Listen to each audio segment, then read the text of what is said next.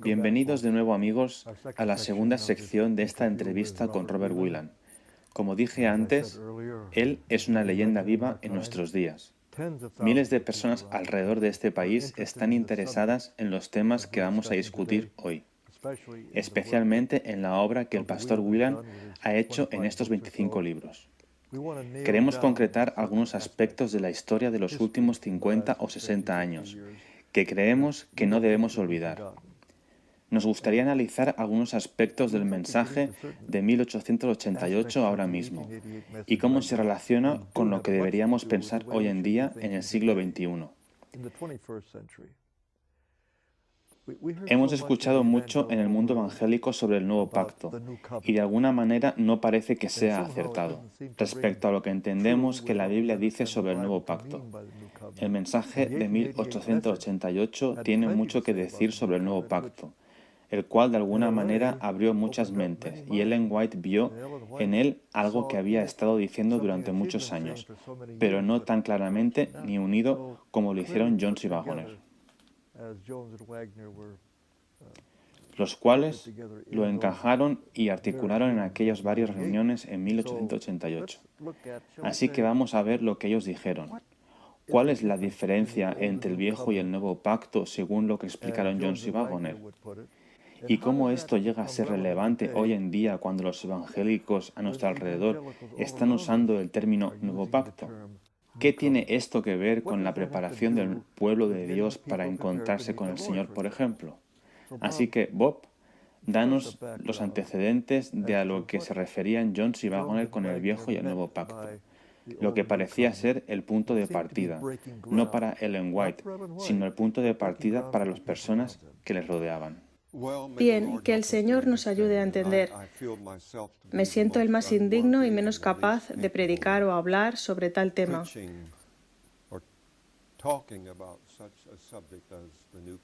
El del nuevo pacto, porque el nuevo pacto es la esencia misma del plan de salvación. ¿Y quién soy yo para hablar acerca de eso? Me alegra que mencionaras que debemos relacionar el mensaje de 1888 con el año 2005 o cualquiera que sea el año, hasta el tiempo presente de hoy. Me temo que algunas personas tienen la idea de que el mensaje de 1888 es historia antigua y agua pasada. O algo demasiado teológico para una mente normal. De hecho, el mensaje de 1888 no mira hacia atrás, mira hacia adelante. Amén. Lo que no pasó tiene que pasar todavía y pasará por la gracia de Dios. Bien, estaba la idea del nuevo pacto. Esto me lleva a este mensaje, cuando tenía 22 años, y descubrí aquel libro, Las Buenas Nuevas. Por primera vez en mi vida, empecé a entender de lo que hablaba Gálatas, y esta verdad del nuevo pacto cautivó mi alma. La amo desde entonces, nunca me canso de ella.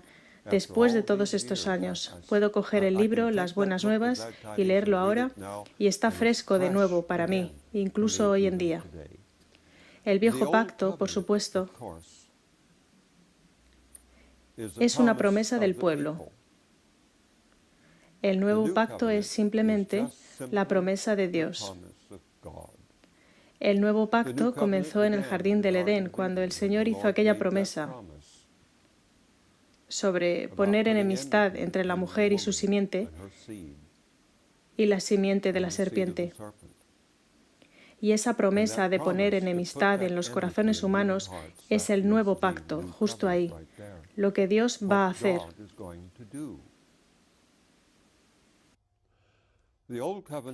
El viejo pacto fue cristalizado por Israel en el monte Sinaí, cuando prometieron, todo lo que el Señor ha hablado, nosotros lo haremos. Puedes estar seguro, cuenta con nosotros, Señor. Somos un gran pueblo, muy fiel, guardaremos todos tus mandamientos, los cumpliremos. Era una promesa del viejo pacto. No hay nada malo en decirle al Señor que vas a obedecerle y que quieres hacer lo que Él dice. Bien, no hagamos la promesa que hizo Pedro cuando Él prometió al Señor que nunca lo negaría. Esa fue una promesa del antiguo pacto al 100%. Y Pedro se cayó de bruces en unas pocas horas. El Señor no está esperando que le prometamos obediencia, porque Él sabe que no podemos mantener nuestra promesa. Puedes leer toda la Biblia y en ningún lugar, desde el principio hasta el final, que el Señor nos haya pedido que le prometamos hacer todo lo que está bien. Él nos ha pedido que creamos en sus promesas, que nos ha hecho a nosotros, y esta es nuestra parte. Y es por esto que la salvación no es por obras, la salvación es por gracia, a través de la fe. Lo que importa es el corazón, no conseguir una mansión en el cielo, para que el corazón sea reconciliado con Dios. Pablo nos ruega en 2 Corintios 5:19, dice, os rogamos, reconciliaos con Dios. Ese es nuestro problema. Estamos alejados de Dios. Tenemos esta profunda idea humana. La mente carnal está enemistada con Dios. E incluso después de ser bautizado tienes el problema de la mente carnal, a no ser que continuamente sea renovada por la gracia de Dios. Necesitamos convertirnos cada día, pasar esa hora reflexionando en el Señor Jesús en oración. El nuevo pacto es una motivación totalmente nueva para seguir a Jesús. No es egocéntrica. Estamos dispuestos a morir con Cristo. Estamos dispuestos a dar nuestra vida por otra persona, como Él dio su vida por nosotros. Pongamos un ejemplo práctico. Una persona está intentando fuertemente dejar de fumar, por ejemplo, y promete al Señor, ciertamente, Señor, esto es lo que quiero también. Lo promete. Pasa al frente en la iglesia. Prometo que lo voy a dejar antes de bautizarme. Puedes creerme, prometo que no voy a fumar más. Bien, este pobre hombre todavía no ha entendido el Evangelio. ¿Qué es lo que no entiende? El Señor no le pide que le prometa que deje de fumar, porque el Señor sabe que las promesas son totalmente inútiles. Lo que el Señor quiere que haga es creer que el Señor Jesús le dará la victoria sobre el tabaco. Y es cierto, puede sonar simplista, pero es una verdad del Evangelio. Porque el Señor fue tentado en todos los aspectos como nosotros somos tentados. Hebreos 4:15. No hay pecado que podamos cometer al que Cristo no haya sido igualmente tentado a cometer. Cierto. Ahora bien, no leemos que Jesús haya tenido alguna vez un cigarrillo entre sus labios. Es verdad, pero la tentación a fumar, Él la conocía en su esencia. Fue tentado como lo somos nosotros. Así que el adicto al tabaco puede creer que Cristo es mi Salvador. Él sabe cómo soy tentado. Él ganó la victoria. Y por su gracia me dará la victoria mientras yo ejerzo mi fe en Él.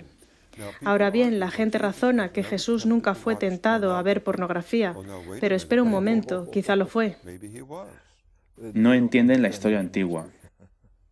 Estaba en las edificaciones. Por supuesto que lo estaba. El adúltero, el fornicario, piensa, Jesús no fue tentado como yo. Él fue tentado. Tenemos que creer en lo que dice la Biblia. Fue tentado en todo punto, así como nosotros lo somos. No dice de diferente manera, sino de igual manera, como nosotros, pero sin pecado. Porque el Señor, el Padre, le envió en semejanza, no en desemejanza. En semejanza de carne de pecado. Y a causa del pecado, condenó al pecado en la carne, la cual es nuestra carne. ¿Por qué? Para que la justicia de la ley, versículo 4 de Romanos 8, para que la justicia de la ley pueda ser cumplida en nosotros. La palabra para justicia es dikaiomata. No queremos enredarnos ahora con términos griegos, pero hay dos palabras para justicia. Una es dikaiosune, la cual siempre se refiere a la justicia de Cristo. Dikaiomata es aquella justicia que se nos imparte y se convierte en la justicia de los santos. Así pues, el corazón ha cambiado. La vida es cambiada y es imposible haber sido justificado por la fe en el Señor Jesucristo a menos que estemos guardando todos los 10 mandamientos de Dios. El mismo uso de esta palabra griega aparece en Apocalipsis 19, cuando la novia hace actos de justicia. No es meramente algo que se le impone desde fuera, sino que algo ha estado trabajando desde el interior. El griego es muy claro en esto, el inglés no. Ahora bien, volvamos otra vez al nuevo pacto y al antiguo pacto. No comenzó solo allí, en las llanuras del Sinaí. No, comenzó cuando Caín mató a Abel. Ese fue un viejo pacto. Muy bien. ¿Cómo ves esto? Son dos caminos para intentar complacer a Dios. Bien. Israel, vayamos primero con Abraham. Abraham estaba bajo el viejo pacto cuando prestó oído a la sugerencia de Sara para que tomara a Agar como segunda mujer.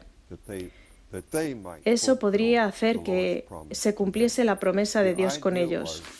La idea era que Dios había hecho esta maravillosa promesa, pero se había sentado y esperaba que nosotros hiciéramos algo. Exacto. Y Sara dijo, muy bien, vamos a ocuparnos de esto y hacer algo. Adoptaré a cualquier bebé que mi esclava dé a luz y continuaremos con esto, y así ayudaremos al Señor a cumplir su promesa. Ese era un pensamiento del antiguo pacto que Abraham adoptó. Y por tanto, en Gálatas, Agar y Sara se convierten en los símbolos de los dos pactos, así es. Sí, allí está muy claro. Pues bien, finalmente llegó el tiempo en que Abraham se arrepintió.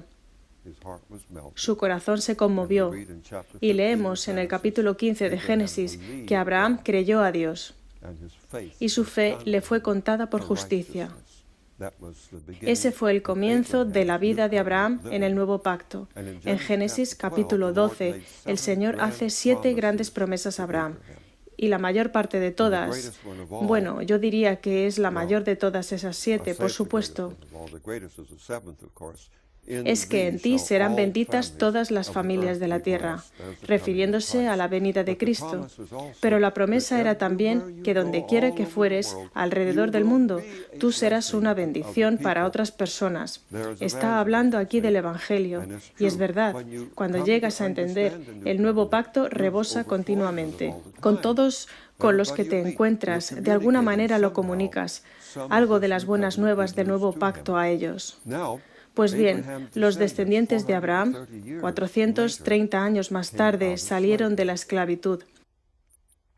Llegaron al monte Sinaí y el Señor se propuso renovarles el mismo nuevo pacto que Él estableció con Abraham. Ese era el propósito de Dios. Y cuando lo lees detenidamente en Éxodo capítulo 19, la gente lo elude desgraciadamente porque eso no pasa en la traducción al inglés. En el versículo 7, vosotros visteis lo que hice a los egipcios y cómo os tomé sobre alas de águilas y os he traído a mí. Ahora bien, por tanto, a la luz de esto, si diereis oído a mi voz y guardareis mi pacto, entonces seréis mi especial tesoro. Pues bien, esto se entiende que significa, si guardas todos los 10 mandamientos y haces todo a rajatabla, entonces haré de ti una gran nación. Sin embargo, el término hebreo para la palabra obedecer es exactamente la misma palabra que aparece en Génesis 2:15, donde lees que Dios puso a Adán en el jardín para guardarlo. Y la palabra guardar no quiere decir obedecer al jardín, eso no tiene sentido. Tenía que apreciar el jardín. Así que si apreciáis mi pacto, Si apreciáis la promesa que le hice a Abraham, vosotros seréis mi especial tesoro sobre todos los pueblos. Y si obedecéis mi voz, la palabra obedecer en hebreo significa realmente escuchar. De hecho, ambas palabras, en hebreo y en griego, para escuchar. Apakoe. Sí, da la impresión de inclinar el oído hacia bien abajo para escuchar lo que el Señor está diciendo. O elevar el oído hacia arriba para escuchar. Bien, de cualquier manera, pero estás escuchando lo que el Señor dice. Esa es la idea. Así pues, esas dos cosas. Si escucháis mi voz y si apreciáis la promesa que hice con vuestro padre Abraham, seréis la mejor nación de la tierra. Seréis la cabeza y no la cola. Pero ellos lo giraron del derecho al revés, lo comprendieron mal e hicieron una promesa del viejo pacto. Al cabo de unos días rompieron esa promesa arrodillándose para adorar un becerro de oro. La historia de Israel desde entonces ha sido de subidas y bajadas continuamente. El antiguo pacto es una cosa maravillosa. Mantiene a las personas en línea a través de una motivación egocéntrica. Lo que significa Que tienen miedo del castigo, sí, o quieren una recompensa. Y eso es lo que mantiene al mundo en marcha. totalmente. Es el viejo pacto. Es así como apelamos a los jóvenes. Sí, así es. Y uno de mis problemas son las semanas de oración que se llevan a cabo en nuestros institutos y universidades, en las que el orador tan a menudo pide que den una respuesta del viejo pacto. No entienden el concepto de 1888. Bueno, hay reavivamientos. Josafat, Ezequías, un maravilloso reavivamiento. Cosas maravillosas le ocurrieron a Ezequías. Fue el viejo pacto, completamente. Y después tenemos a Josías, bendito sea. Fue un hombre estupendo, Josías. Él quería que todo se hiciera correctamente, para agradar al Señor. Y luego él rechazó la demostración viviente del espíritu de profecía, justo igual que nuestros hermanos hicieron en Minneapolis. No entendieron. El faraón, el rey de Egipto, fue el portavoz de Dios. No me declares la guerra. Yo no tengo que guerrear contigo. Josías no lo escuchó. Fue a la guerra contra él y fue muerto. Jeremías lloró la muerte del rey Josías. Todos estos reavivamientos mantuvieron a Israel apenas vivo hasta la venida del Mesías. Ahora bien, nuestro amigo Paul Peno ha hecho algo interesante al comparar el nuevo y el viejo pactos a dos caminos que salen del jardín del Edén, de Caín y Abel. ¿Podrías ampliar esto?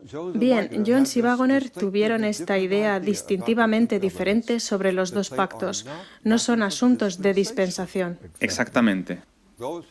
Aquellos que vivieron en los tiempos del Antiguo Testamento podían estar bajo el nuevo pacto si tenían esa fe como la que tenía Abraham, la fe del nuevo pacto, ¿entiendes? Y aquellos que viven en el tiempo del Nuevo Testamento pueden estar bajo el antiguo pacto si no entienden el Evangelio. Así que los dos pactos van en paralelo hasta el fin de los tiempos, y Paul Peno está en lo correcto. Estoy muy agradecido de que él haya comprendido el significado real de los dos pactos. Y en cada iglesia hoy tengo que pensar en eso cuando devuelvo mi diezmo, cuando cierro el viernes por la tarde. ¿Estoy haciendo esto para impresionar a Dios? ¿Para obtener la recompensa del cielo? ¿O para honrarle? ¿Y evitar ir al infierno? ¿O para honrarle? Hay mayor felicidad en devolver el diezmo para honrarle. Sí, y dar tu diezmo a Dios y no a la iglesia, porque Él es la cabeza de la iglesia. Pues bien, el nuevo pacto cautivó mi alma. Me encanta la idea. De hecho, se trata de una cuestión de motivación. Ahora bien, ¿cómo podemos expresarlo de forma sencilla para los niños pequeños, jóvenes, en nuestras escuelas sabáticas? Bien, creo que por un lado deberíamos reescribir la ley del Club de Exploradores. Bien. Me hiciste una pregunta y yo te doy una respuesta. El Club de Exploradores está haciendo un buen trabajo. Sí, es maravilloso. Es por lo que te dije, que el antiguo pacto es una cosa maravillosa. Ha mantenido al mundo unido este tiempo. Mantuvo a Israel unido hasta que llegaron con el tiempo a crucificar al Mesías. Fue el viejo pacto el que crucificó a Cristo, Amén. no el nuevo pacto. Muy bien. ¿Y la ley de los exploradores? Yo haré esto, yo haré aquello. Y los pobrecitos niños hacen esas promesas. Levantan su mano solemnemente, hacen la promesa y después se olvidan de eso. Salen fuera con algún compañero de juegos, a algún lugar donde no deberían ir, o comen algo que no deberían, y entonces el pobre niño piensa, oh, he roto mi promesa. Sí, eso es lo que piensa. No soy bueno, no puedo ir al cielo, no soy lo suficientemente bueno para ir al cielo. Así que tú reescribirías una nueva ley para ellos. Ojalá pudiera. Parece que estás listo. No, Yo decido. eso es lo que tú deberías hacer. Es solo cambiar una palabra. Eso es todo lo que tienes que hacer. Muy bien. Recítalo. El camino a Cristo, página 47, ¿no es así? Lo que el Señor quiere es que decidamos servirle. El Señor nos da el poder de elegir. Y llegas a un lugar donde aquel pobre padre, en Marcos capítulo 9, lleva a ese pequeño niño que estaba poseído por un demonio, que le echaba al agua o al fuego, y los discípulos no lo podían echar fuera. Y le dice a Jesús, si tú puedes hacer algo, por favor ayúdanos. Y Jesús dice, si puedes creer, al que cree todo le es posible. El pobre hombre se derrumbó y lloró y dijo, Señor, creo, por favor, ayuda a mi incredulidad. Aquí es donde estamos nosotros. Nunca hemos ido más allá de este punto. Bob, hay muchas personas que están escuchando que quieren reescribir la ley del Club de Exploradores. Y todo lo que podemos decir ahora es, decido ser obediente, decido ser leal a mi padre y a mi madre, lo que sea. ¿Hay suficiente con eso? Es el primer paso, un paso maravilloso. Sin embargo, creo que deberíamos enseñar el nuevo pacto a los exploradores claramente, no solo cambiando una palabra. Pero, ¿de dónde debe venir la voluntad? Es decir, Dios espera que actuemos como personas responsables. Sueño con el momento en el que este preciosísimo mensaje capture los corazones del pueblo de Dios y que enseñemos a estos niños y niñas en la escuela sabática y en las escuelas de iglesia lo que significa el Evangelio. Entrenaremos a una generación de jóvenes que iluminarán la tierra con gloria. Pero tú tienes ahora que deletrearlo. Ya sabes, he sido un viejo maestro de escuela. Tienes que ser muy específico ahora. ¿Cómo quieres que ellos entiendan que se les ha dado esa misión de iluminar al mundo? ¿Cómo funciona? ¿Cómo funciona en el día a día cuando la madre y el padre le piden que haga su cama, que recoja su ropa, que vuelva de la escuela a su hora, que no traten con nadie que esté involucrado con las drogas? Bien, el quinto mandamiento llega a ser una promesa.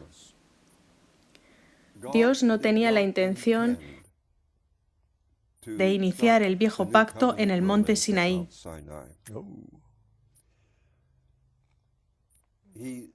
Éxodo 20 surgió solo porque Éxodo 19 se produjo. Nunca fue el plan original de Dios escribir los 10 mandamientos en piedra. Su plan era revelarse en el monte Sinaí y escribirlos en los corazones del pueblo. Ese era el plan de Dios. Entonces, cuando los 10 mandamientos son entendidos correctamente, bien, déjame que retroceda a mi propia iglesia metodista de origen. Los niños pequeños memorizaban los 10 mandamientos, lo cual es algo maravilloso que hagan. Y yo era uno de los mayores. Me detuve solo para ver cómo lo estaban haciendo y vi que no estaban memorizando los 10 mandamientos para nada. Se habían dejado el preámbulo. y no llegas a memorizar los 10 mandamientos hasta que no memorizas esa sección de promesa. Yo soy Jehová tu Dios que te saqué de la tierra de Egipto, de la casa de servidumbre. Pues bien, si vas a creer lo que he hecho por ti, te prometo que nunca robarás, nunca dirás una mentira y guardarás el santo sábado, etcétera, etcétera. Así que el niño necesita comprender que el quinto mandamiento es la promesa del Señor. Si tú, niño o niña, quien quiera que seas, si puedes apreciar, si pueden entender cuán cerca está Jesús de ti, cómo te ama, lo que hizo por ti en la cruz, te prometo que estarás feliz de honrar a tu padre y a tu madre. Es un juego totalmente diferente, una nueva manera de ver las cosas. Limpiar tu habitación, por ejemplo, si eres un adolescente, es algo horriblemente penoso de hacer. De hecho, es algo penoso para mí limpiar mi oficina a veces. A ver, explícame eso. Pero estos chicos y chicas, estas sencillas tareas diarias de limpiar tu habitación, ir a casa después de la escuela o no ver programas correctos en televisión, lo que sea, todo eso está combinado en el quinto mandamiento: honra a tu padre y a tu madre. Y Jesús ha prometido que lo harás si crees que te he sacado de la tierra de Egipto, fuera de la casa de servidumbre. Muy bien. Algunas veces hay una confusión cuando decimos que el nuevo pacto es cree y vivirás. Y algunos dicen, bien, obedece y vivirás, es el viejo pacto. Eso puede confundir a la gente. ¿Podríamos explicar esto? La idea, he pensado sobre esto, la idea de obedece y vivirás es susceptible de llevar a engaño porque apela a una motivación egocéntrica. Si tú haces esto y aquello y lo otro y lo demás allá, entonces tú puedes ir al cielo. Así que estás concentrado en tus propias obras. La idea de cree y vivirás no es solo la creencia.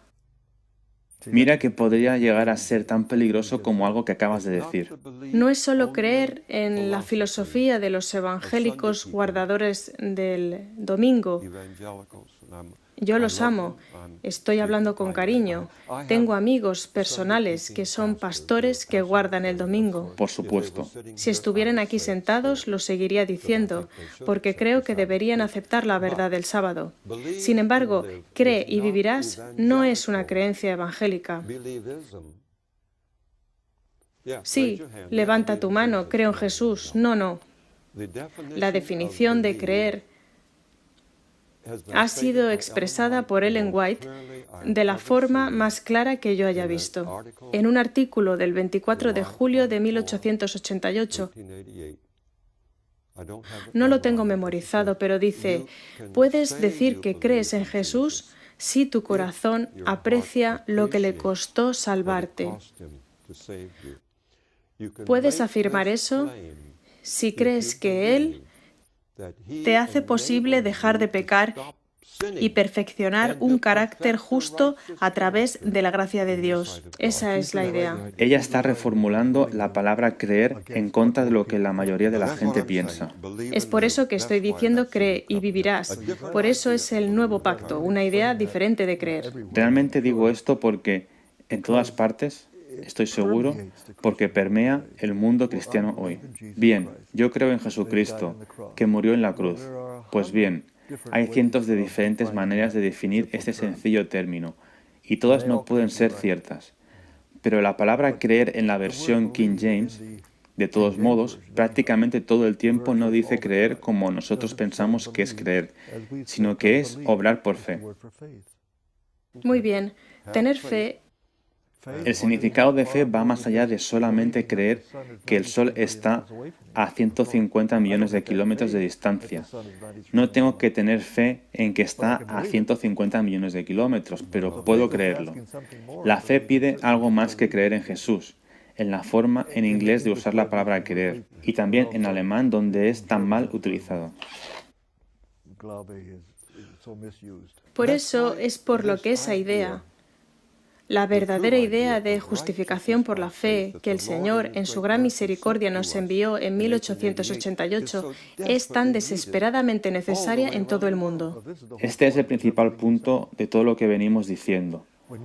Cuando dices justificación por la fe, estás usando un término que los reformadores utilizaron, que Wesley utilizó. Wesley no estaba de acuerdo con Lutero, amablemente, pero él no lo entendió plenamente porque no tenía el Evangelio eterno al parecer. Él no preparó al pueblo para la traslación y creía que cuando las personas mueren van al cielo o al infierno. Así que hay algo acerca de lo que Dios quería que una iglesia predicara después del Apocalipsis. En concreto, Apocalipsis 14, 6 y 7, después de 1844. Tenía que ver con completar algo que no había sido enfatizado durante 2000 años. Exactamente. Así que cuando hablamos de justificación por la fe, no estamos diciendo lo que otras buenas personas en la iglesia luterana o metodista están diciendo. He tenido esta lucha durante medio siglo o más de intentar convencer a mis hermanos de que la justificación por la fe genuina es mucho más de lo que Lutero y Calvino fueron capaces de predicar, e incluso Wesley en sus días, tan buenos como eran. Absolutamente. Y estoy teniendo dificultades para transmitir la idea correcta sobre la cruz, porque constantemente lo que vuelve es la idea. Y tenemos libros publicados por la Review y la Pacific Press. Por desgracia, sí. Intentando hacer lo mejor que pueden, supongo, que nos dicen una y otra vez que el mensaje de 1888 es lo que Lutero y los reformadores dijeron. Recuperamos algo importante. Salimos del legalismo. Sí, eso es todo al respecto. Así que adoptemos sus ideas, traigámoslas a casa y démosles lugar en el adventismo. Entonces, Bob Wieland, ¿de qué se trata la justificación por la fe tal y como surge de los mensajes de 1888? ¿En qué es diferente a la justificación por la fe de Martín Lutero? Número 1. Lo puedo intentar. Déjame intentarlo. Porque me estás retando aquí y voy a intentarlo y hacerlo lo mejor que pueda. Número 1.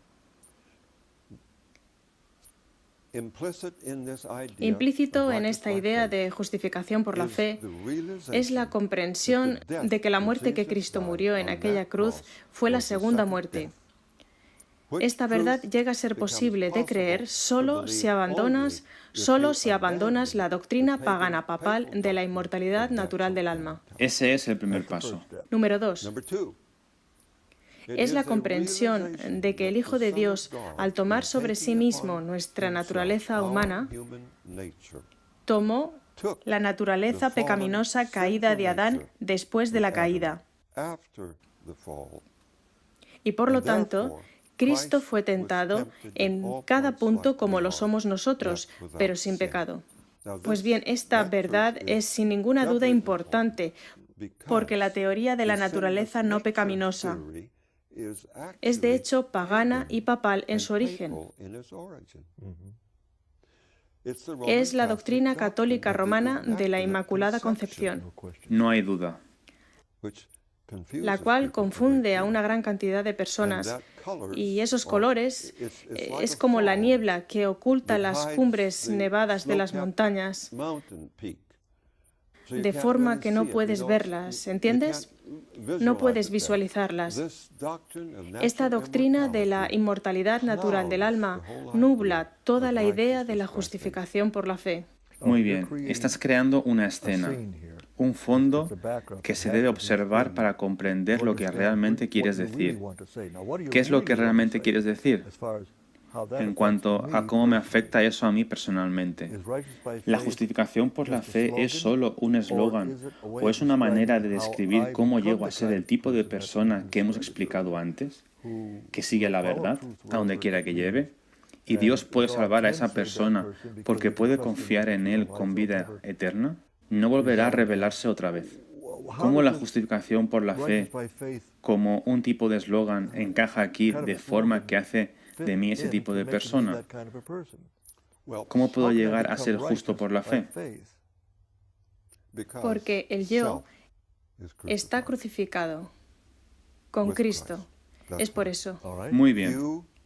Has llegado a unirte íntimamente con Jesús. Esta es la experiencia de la fe. Sí. Y esta intimidad es tan estrecha como la de la novia con su esposo. Y es por eso que Apocalipsis 19 lo pone de manifiesto en los versículos 7 y 8. Su novia se ha preparado, lo que significa que finalmente es un cuerpo de personas en la tierra que en 6.000 años han llegado a comprender de forma madura lo que es el Evangelio eterno, cómo te transforma desde lo más profundo y llegas a ser como Cristo, no con la finalidad de ir al cielo, ni siquiera estás preocupado sobre ir al cielo, sino porque quieres honrar a Cristo, así como esa novia quiere honrar a su esposo. Bien dicho. Ahora bien, ¿cómo estas palabras teológicas que Pablo nunca usó, imputar, impartir, justificación por la fe? Él usó ese término. Justificación por la fe. Está ahí. ¿Cómo lo usa él en correlación con la justicia por la fe?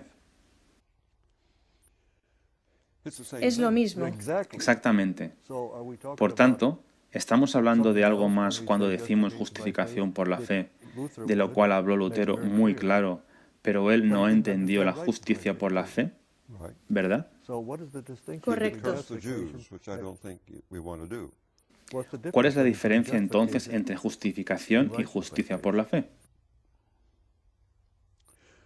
Bien, la comprensión de 1888 de justificación por fe es refrescantemente diferente de lo que se entiende comúnmente en nuestras iglesias.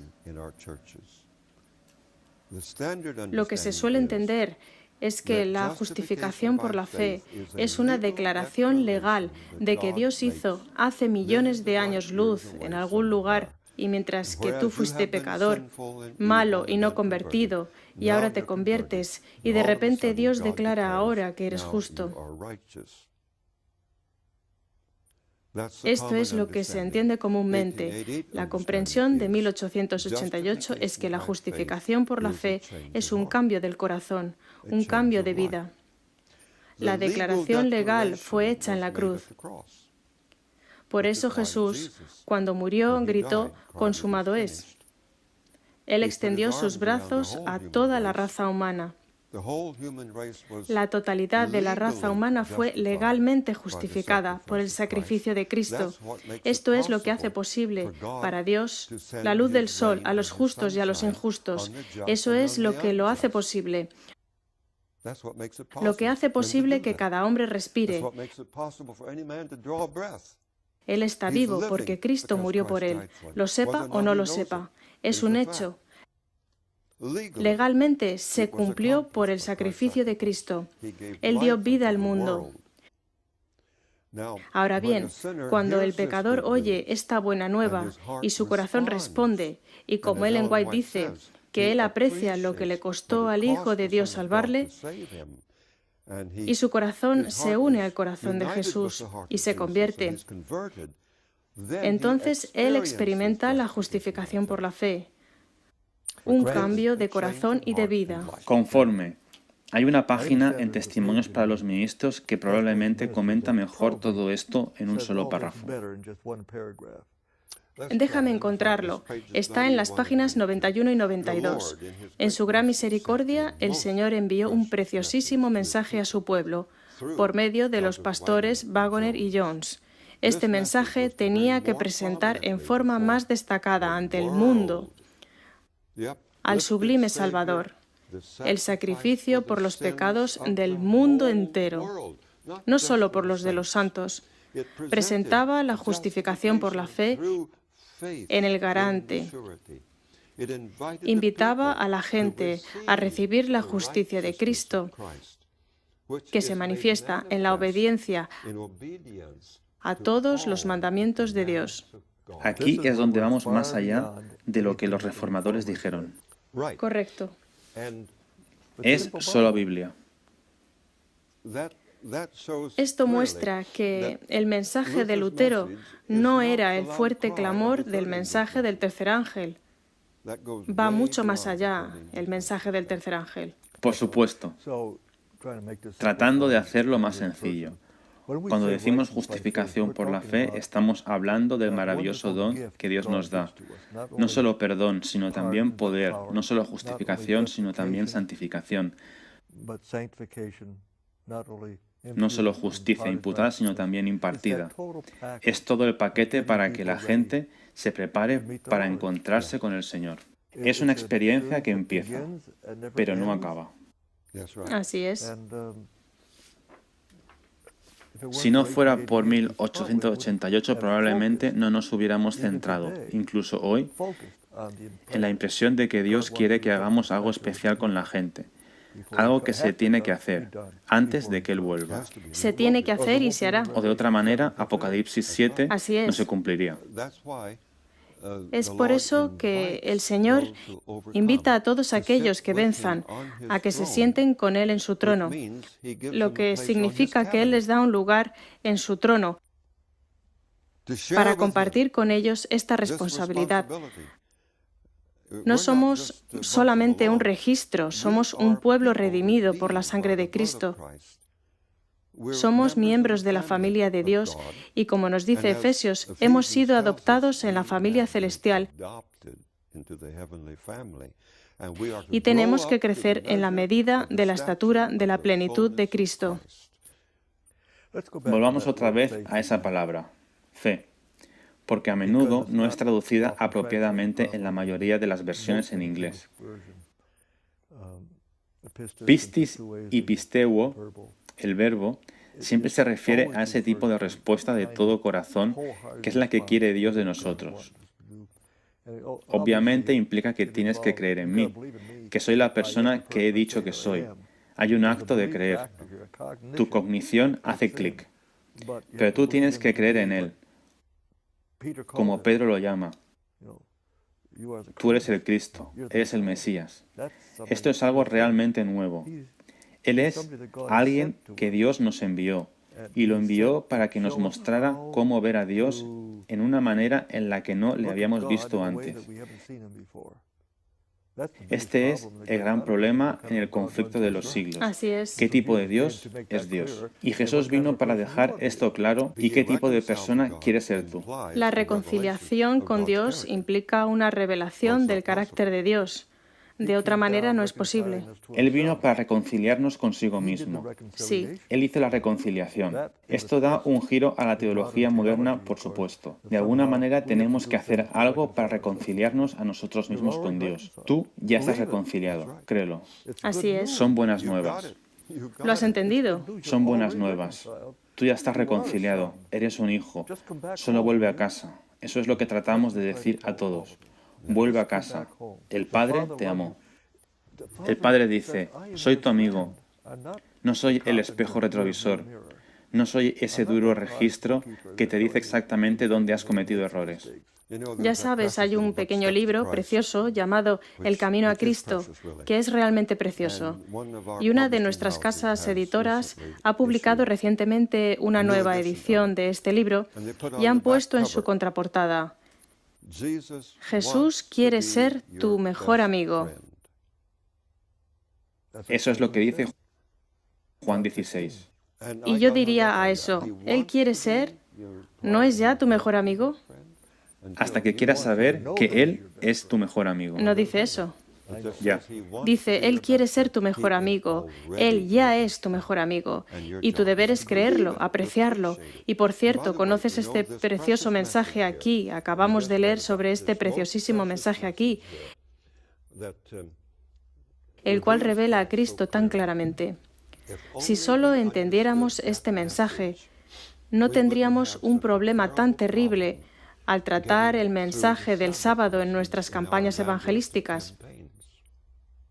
Cuando presentamos el sábado, las multitudes se esfuman y después solo quedan unos pocos, un puñado de gente después de presentar el sábado. Normalmente esto es así.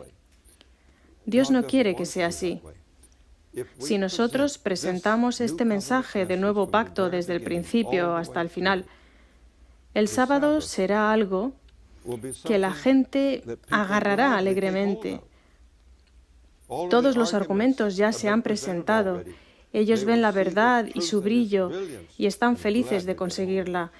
Estaba leyendo ayer algunas declaraciones de primeros escritos, páginas 271 y 277, creo recordar, de cómo, cuando el mensaje de 1888 y primeros escritos habla acerca del mensaje de 1888 distintivamente, Ellen White vio una gran luz que venía del cielo después del mensaje de los tres ángeles.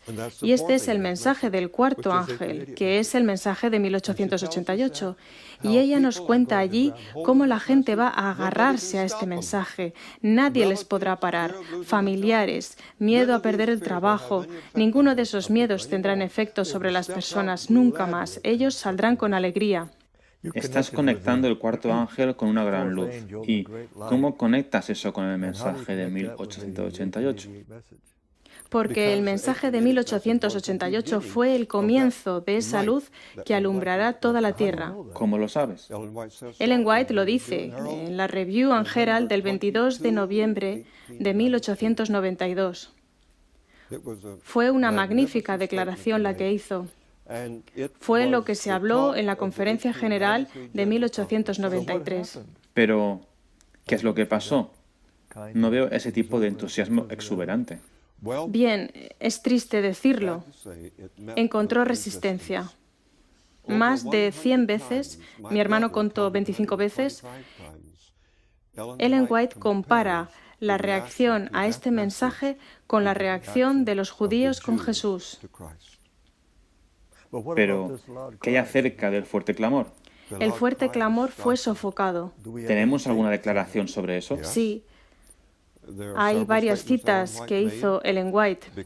Debido a la insubordinación, tenemos que permanecer en este mundo por muchos más años. 1901. Sobre 1896. En 1896 está la cita en Mensajes Selectos, tomo 1, páginas 234-235.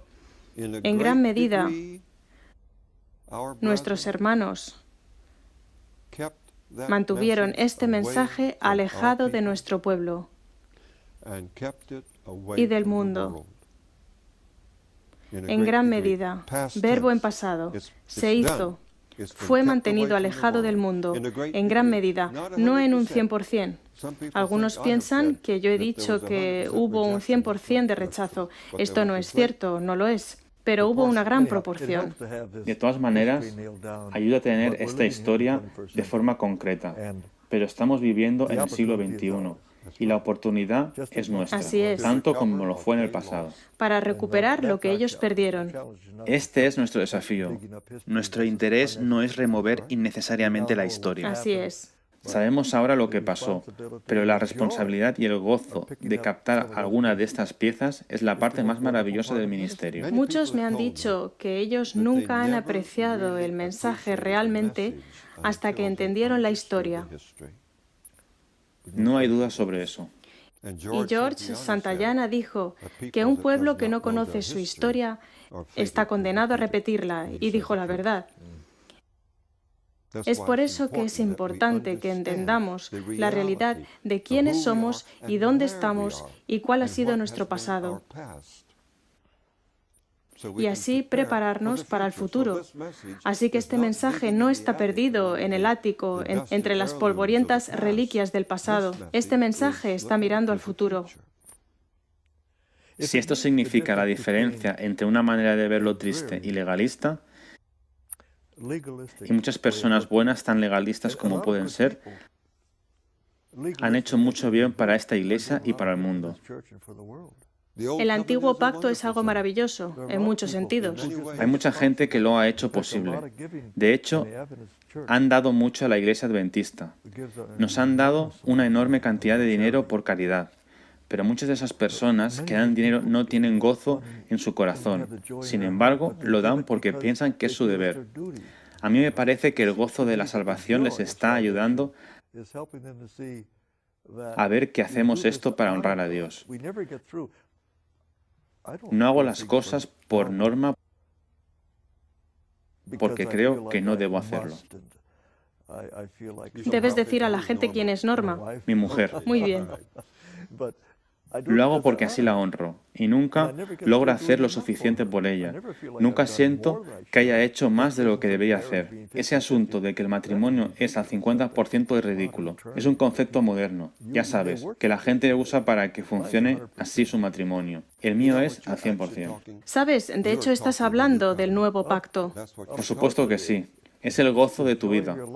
Nunca logras hacer lo suficiente para honrar a la persona que amas. Es creyendo en cuánto te ama Dios, creyendo en sus promesas. El corazón es enternecido y en consecuencia la vida entera es cambiada. Pero el creer con la cabeza tiene que estar conectado con la fe del corazón. Esa osadía para decir, quiero seguir lo que conozco sobre Dios y quiero ser alguien que no vuelva a dudar otra vez. Bien, el plan de Dios para el evangelismo, ya sabes que hemos hablado mucho sobre el evangelismo y es maravilloso, queremos ganar almas. Queremos ayudar al drogadicto, a la persona adicta a los cigarrillos o cualquier adicción que una persona tenga, y hay muchas adicciones. El plan de Dios es que el Evangelio eterno rompa con todas estas adicciones y libere a la gente. Este es el plan de Dios. Y el poder de Dios es el Evangelio. Romanos 1:16. No me avergüenzo del Evangelio, dice Pablo. Es el poder. Y la palabra en griego es dunamis, de la que deriva la palabra dinamita. Hay poder en la verdad. Jesús dijo, conoceréis la verdad y la verdad os hará libres. Por lo tanto, es importante que proclamemos la verdad del Evangelio. ¿Cómo dirías, en una forma resumida, en una o dos frases, cuál es el propósito del Evangelio? El propósito del Evangelio es poder de Dios para la salvación. Es una frase y es suficiente. Romanos 1:16. Pero no es el propósito, es la manera como funciona. El poder de Dios para salvación. El Evangelio desengaña a nuestras mentes de toda la oscuridad de creer en las malas nuevas. El Evangelio nos revela la luz del sol del carácter de Cristo. Revela lo cerca que Él está de nosotros. Aquellos niños y niñas de los que preguntaste antes necesitan darse cuenta de lo cerca que está Jesús de ellos. Entonces, ¿cuál es el propósito de todo lo que estás diciendo de forma tan maravillosa? ¿Cuál es el propósito? El propósito es reconciliar los corazones apartados con Dios y así prepararles para la traslación y así prepararles para hacer posible el fin del gran conflicto entre Cristo y Satanás. Creo que estás diciendo que el propósito del Evangelio es la restauración. Sí, No solo el perdón, sino también la restauración. así es. Es algo muy sencillo. Ser reconciliado con Dios hace al creyente obediente a todos los mandamientos de Dios. Eso es lo que leemos en este libro.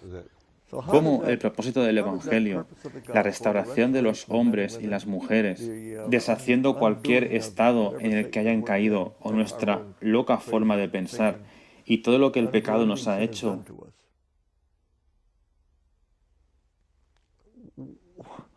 ¿Qué tiene que ver con la terminación del gran conflicto? La justificación por la fe invierte todo lo que Adán nos hizo, nuestro primer padre. El segundo Adán simplemente ha invertido todo lo que Adán hizo. Y el proceso de restauración se debe completar. Comienza inmediatamente cuando te conviertes, cuando eres reconciliado con Dios. Ahí empieza la obra. Pero continúa. No se acaba sino hasta que veas a Jesús volver en las nubes de los cielos. La restauración te restaura a lo que deberías haber sido si nunca hubieras pecado. Amén. Así que este es el propósito del Evangelio. ¿Cómo este propósito ayuda a concluir el gran conflicto? Bien, una razón es que al restaurarte a lo que deberías haber sido si nunca hubieras pecado, muchos dones que están enterrados en tu alma, que no sabes que tienes, se liberan y encuentras que puedes hacer cosas que no podías hacer antes. Tienes habilidades, tienes talentos que el Señor te ha dado. Tú tienes 10 talentos, efectivamente, que el Señor te ha dado. Y como estabas dormido, no sabías que los tenías. Tu restauración te restaura a lo que deberías haber sido si el pecado nunca hubiese llegado. ¿Qué tiene que ver con la finalización del gran conflicto? Porque entonces puedes ayudar al Señor a proclamar este mensaje alrededor del mundo eficientemente. Encontrarás que puedes ganar almas de las que nunca pensaste que podrías ganar. Entonces, en el cuadro universal, ¿cómo resuelve esto el gran conflicto? ¿Cuáles son las cuestiones que se están resolviendo o respondiendo o cargos hechos que has refutado, que Dios está refutando? Bien, el diablo ha mentido a la raza humana sobre Dios, por supuesto, y lo ha pintado con colores falsos. Y Él se ha revelado ahora en la plena gloria de su carácter de amor, que es ágape, el cual causa un cambio en ti. Y tú llegas a ser... Bueno, la gente ha intentado hacer broma de esto, los 144.000 como pequeños cristos corriendo alrededor del mundo. Pues bien, esto es irreverente, al decirlo así. Pero Dios va a tener un pueblo que refleje el carácter de Cristo. De lo cual Satanás dijo que era imposible a no ser que fuéramos autómatas. Ellos demostrarán que Satanás estaba equivocado. Exactamente. Y así ayudarán a limpiar el carácter de Dios ante los ojos del mundo y ante los ojos del universo. Y esto lleva al final del gran conflicto. Lo has dejado bien claro. Sin embargo, es emocionante el pensar que cada niño y niña, cada hombre y mujer, es una parte para la vindicación del carácter de Dios, Así es. que ha sido atacado durante miles de años. Así que, en lugar de enseñar la autoestima, que es un tema muy popular entre muchos evangélicos, enseña un verdadero respeto a uno mismo, lo que es algo completamente diferente. Una de mis oraciones favoritas es Romanos 12:3. Digo, pues, por la gracia que me es dada a cada cual que está entre vosotros, que no tenga más alto concepto de sí que el que debe tener. Ahora bien, si Pablo se hubiese parado ahí escribiendo Romanos 12:3 y hubiera puesto un punto ahí, estaríamos por los suelos todo el tiempo. Sin embargo, Pablo continúa y dice, completando la frase, sino que piense de sí con cordura, conforme a la medida. La palabra en griego es metron, de fe. Así que no bajaré mi cabeza y estaré en desgracia todo el tiempo, y andaré por el suelo, y la gente pasará por encima de mí. Esa no es la idea de ser un cristiano. Levantarás tu cabeza en el verdadero respeto propio, dándote cuenta de que el Señor te compró con su sangre. Esa es la medida de tu respeto propio. Eso es por lo que nunca te despreciarás a ti mismo. Bob, hemos estado hablando cerca de 2 horas. Creo que tenemos que concluir. ¿Cómo podemos resumir todo esto en unas cuantas frases para que la gente pueda ver que en 1888, en 2005, son los mismos temas? No hay nada diferente hoy. Necesitamos este precioso mensaje. ¿Cómo lo resumirías en solo unas pocas palabras? 1888 es el futuro, antes de 2005. El mensaje todavía tiene que venir en plenitud. Retrocediendo a 1926, A.G. Daniels, el presidente de la Conferencia General, dijo que el mensaje nunca fue recibido como debería haberlo sido. Todavía tiene que venir. Y hay un libro, Cristo nuestra justicia. De 1947. Es el brillante futuro que está ante nosotros. La Iglesia Adventista del Séptimo Día tiene un futuro glorioso ante ella. Amén. Hay un triunfo delante. No un triunfo del yo, sino un triunfo de compartir con Cristo el honor y el gozo de llevar la verdad a todo el mundo, iluminar la tierra con la gloria de este mensaje. Y parte de esta verdad es la diferencia entre el nuevo y el viejo pacto. Sí, y el nuevo pacto será el mensaje. ¿Cuál es? Cristo nuestra justicia. Todo el cuadro es como un arco iris. El arco iris tiene cada color en él porque la luz del sol tiene todos esos colores. Y el mensaje de 1888 abarca los colores, las verdades que componen el mensaje del tercer ángel en verdad. Pero en una sencilla frase. Pero va a ser tan sencillo y claro. Va a reconciliar a los corazones sinceros con Dios. La diferencia entre promesas y decisiones. ¿Correcto? ¿Es parte de ello? La diferencia entre saber que no estás solo, que Jesús conoce cada tentación, cada miedo, cada ansiedad que tienes porque Él soportó cada una de ellas. Lo cerca que está de ti. Así que cuando ruego al Espíritu Santo, necesito ayuda. Necesito entender lo que estoy diciendo aquí. Él tuvo que orar la misma oración y te va a decir a través del Espíritu Santo lo que el Espíritu Santo le dijo a él cuando él atravesaba la misma prueba. Exactamente. Te llegas a unir a Cristo y tendrás su experiencia. Demostrarás que eres un miembro de la familia de Dios. Algo pasará en las familias, algo pasará en las iglesias locales, algo pasará en la comunidad cuando las personas así realmente lo perciban. Así lo creo.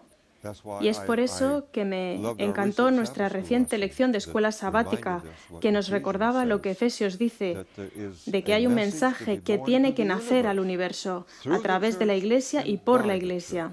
La Iglesia es el plan misionero de Dios para este mundo. Es la importante entidad del cuerpo de Cristo. Si no le representamos correctamente, la Iglesia ha fallado en su deber. Exactamente. Ha sido un placer hablar contigo, Bob. Ha sido un gozo hablar contigo. Agradezco a Cristo que hayas estado puntualizando tanto. Ha sido un placer. Me has puesto en una zona caliente aquí. Y espero no haber dicho nada que no debiera. Pero te he abierto mi corazón, me has hecho preguntas y he tenido que decirte lo que creo. Y creo que todos han visto a un hombre sincero en acción. Eso espero.